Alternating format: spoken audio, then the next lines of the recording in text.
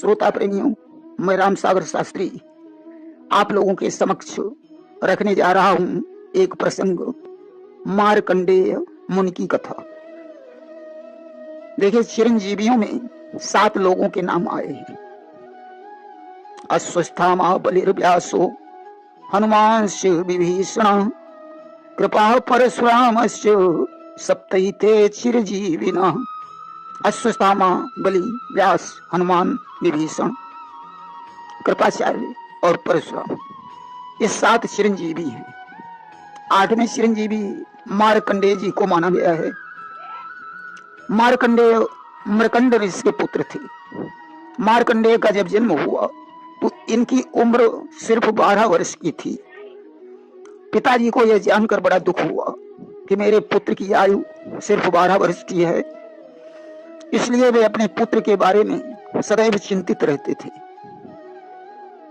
यज्ञोपवीत संस्कार के पश्चात इन्होंने पिताजी से कहा, हे पिताजी, आप मेरे विषय में चिंता न करें, मैं मृत्यु पर विजय प्राप्त करके रहूंगा। पिताजी उनके दृढ़ निश्चय को सुनकर बड़े प्रसन्न हुए और उन्होंने आशीर्वाद दिया, जाओ पुत्र, इस कार्य में तुम्हारी विजय हो। गुरु के पास जाकर विद्याध्ययन करते हुए वे तपस्या में लीन हो गए। तपस्या करते करते 6 मनवंतर व्यतीत हो गए। 7वां मनवंतर प्रारंभ हो गया, जिसमें पुरंदर नामक 7वां इंद्र इंद्रासन पर बैठा। उसे मार्कंडेय की तपस्या से सिंहासन चले जाने की चिंता हो गई। उसने कामदेव को बुलाकर कहा कि हे कामदेव, तुम गंधर्वों और अप्सराओं को साथ में लेकर हिमालय पर्वत की गुफा में प्रस्थान करो और मार्कंडेय की तपस्या भंग कर दो। कामदेव ने कहा, जो आज्ञा। आज सारी फौज को लेकर कामदेव मार्कंडेय के आश्रम में गया। आश्रम के निकट पहुंचकर कामदेव ने अपनी माया से वसंत ऋतु उत्पन्न कर दी। वृक्षों पर सुंदर फूल खिल गए, आम की डालों पर कोयलें कोकने लगी, शीतल मंद सुगंधित वायु का संचार होने लगा। सरोवर के निर्मल जल में कमल पुष्प विकसित हो गए। गंधर्व गीत गाने लगे, अप्सराएं नृत्य करने लगी। कामदेव ने अपने फूलों के धनुष पर शोषण, दीपन, सम्मोहन, तापन और उन्मादन नामक पंचमुख वाले बाण का संधान कर दिया, जो मार्कंडेय जी के मन को कंपायमान करने लगा। कुंज की स्थिला नामक अप्सरा ने सूक्ष्म वस्त्र धारण करके मार्कंडेय जी के ऊपर अपना जादू चलाया, परंतु मार्कंडेय के ऊपर कोई प्रभाव नहीं पड़ा। गोस्वामी तुलसीदास जी ने लिखा है कि सीम को चापी सकई को तासु और बड़ रखवार रमापति जासु। उसकी सीमा को कौन दबा सकता है, जिसके रक्षक भगवान हो। आज तो ज्यों समाधि भंग हुई, अब तो उनके दिव्य तेज से कामदेव और उसकी सारी सेना झटपटाने लगी। आज तो कामदेव सेना सहित वहां से पलायन हो गया और सारी कथा जाकर पुरंदर को सुनाई। ब्रह्मर्षि का प्रभाव सुनकर इंद्र को परम आश्चर्य हुआ। इस प्रकार तपस्या करते हुए मार्कंडेय जी के समक्ष भगवान नर नारायण प्रकट हो गए। मार्कंडेय ने भगवान के चरणों में साष्टांग प्रणाम किया। चरण धोकर 16 प्रकार से पूजन करके वे बोले, प्रभु, आपने संसार के पापों को दूर करने के लिए और मृत्यु को जीतने के लिए तथा सृष्टि की रक्षा के लिए यह रूप धारण किया है। हे प्रभु, मैं आपको नमस्कार करता हूं। भगवान ने कहा, मार्कंडेय, हम आपको वरदान देने आए हैं, इसलिए मुझसे कोई वरदान मांगो।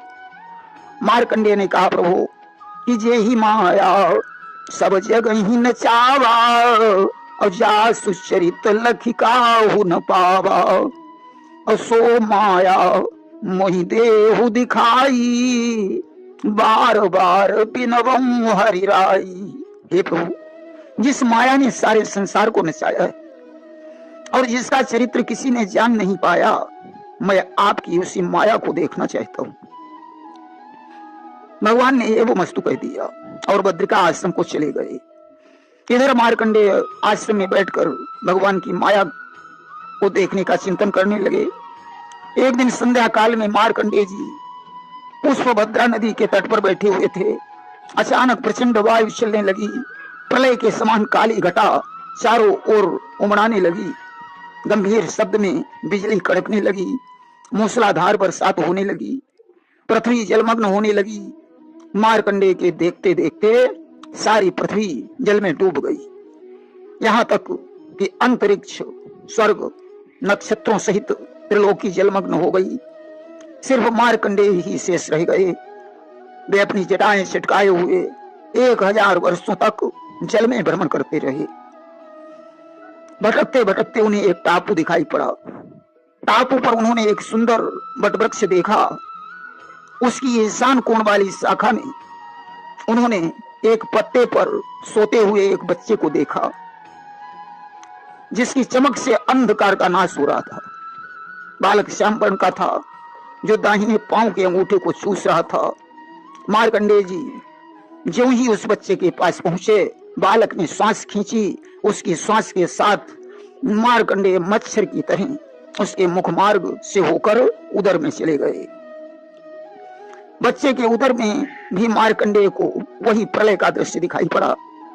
आकाश, स्वर्ग, भूमि, नक्षत्र, समुद्र, द्वीप, देवता, दैत्य, वन, देश, नदियां, गांव आदि के दृश्य देखकर घूमते घूमते मार्कंडेय जी हिमालय में पहुंचे। वहां उन्होंने पुष्पभद्रा नदी और अपने आश्रम को देखा।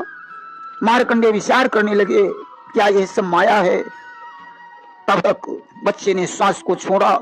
मार्कंडेय जी श्वास के साथ बाहर आए और प्रलय रूपी जल में गिर गए। फिर उसी टापू पर पहुंचे जहां वटवृक्ष के पत्ते पर वह बच्चा शयन कर रहा था। मार्कंडेय को देखकर बच्चा मुस्कुराया। उसने तिरछी चितवन से मार्कंडेय को देखा। मार्कंडेय उस बच्चे का आलिंगन करना चाहते थे। ज्यों ही उन्होंने बच्चे को हृदय से लगाना चाहा, बच्चा अंतर्ध्यान हो गया। उसके अंतर्ध्यान होते ही सारी माया लोप हो गई। मार्कंडेय मुनि ने देखा कि मैं पुष्पभद्रा नदी के तट पर बैठा हुआ हूं। भगवान की माया को प्रणाम करके मार्कंडेय जी नारायण की आराधना करने लगे। एक दिन की बात है, मार्कंडेय पुष्पभद्रा नदी के तट पर एकाग्रचित्त बैठे हुए थे। भगवान शंकर नंदी पर सवार होकर माता पार्वती के साथ आकाश मार्ग से जा रहे थे। मार्कंडेय को देखकर पार्वती ने भगवान शंकर से कहा, प्रभु, इस ब्राह्मण ने बड़ी तपस्या की है, अस्तु इसके तप का फल इसे मिलना चाहिए। भगवान शंकर ने कहा, देवी, इस ब्राह्मण को सांसारिक सुख की कोई कामना नहीं है, परंतु संत है। संत के समान समागम से कोई हानि नहीं होती है, इसलिए चलो इसके पास चलना चाहिए। आज भगवान शंकर मार्कंडेय के पास पहुंचे। मार्कंडेय तो समाधिस्थ थे, उन्हें भगवान शंकर के आगमन का आभास ही नहीं हुआ। तब भगवान शंकर ने योग माया से मार्कंडेय के हृदय में प्रवेश किया और ज्यों ही अपनी योग माया को खींचा, मार्कंडेय ने अपनी आंखें खोली। भगवान शंकर को देखकर प्रार्थना करने लगे कि कर्पूर गौरम करुणावतारम संसार सारम भुजगेंद्रहारम सदा वसंतम हृदयारविंदे भवम भवानी सहितम नमामि। प्रार्थना सुनकर भगवान शंकर ने कहा, हे मुनि श्रेष्ठ, मुझसे इच्छित वरदान मांग लो। मार्कंडेय ने कहा, प्रभु, भगवत भक्तों तथा आप में मेरी भक्ति सदैव निश्चल बनी रहे। भगवान शंकर ने एक मस्तु कह दिया और अजर अमर होने का वरदान दे दिया। पुराणों में इनके अमरत्व की कल्पना अनुसार अनेक प्रकार की कथाएं हैं। ऐसा भी माना जाता है कि एक कल्प में इनकी तपस्या से प्रसन्न होकर ब्रह्मा जी ने इन्हें अपनी आयु का 1 दिन प्रदान कर दिया। दूसरे कल्प में भगवान विष्णु ने इन्हें अपनी आयु का 1 दिन प्रदान कर दिया और तीसरे कल्प में देवाधिदेव महादेव ने प्रसन्न होकर इन्हें अपनी आयु का 1 दिन प्रदान कर दिया और मार्कंडेय जी अजर अमर हो गए। वहीं ऐसा भी कहा जाता है कि ब्रह्मा और विष्णु ने इन्हें चिरंजीव होने का वरदान दे दिया और भगवान शंकर ने इन्हें मृत्यु पर विजय प्राप्त करने का वरदान दे दिया, जिससे मार्कंडेय जी अमर हो गए। प्रेम से बोलिए वृंदावन बिहारी लाल की जय।